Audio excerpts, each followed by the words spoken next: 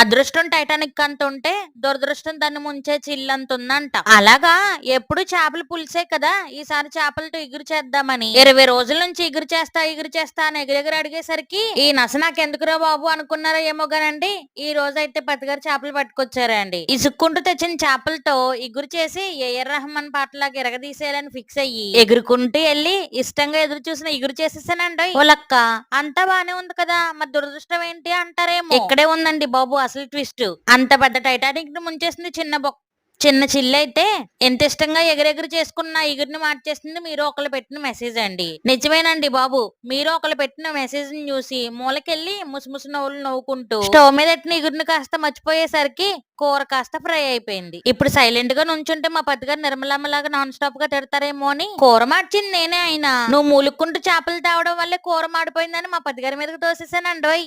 అదే కదా wife rule.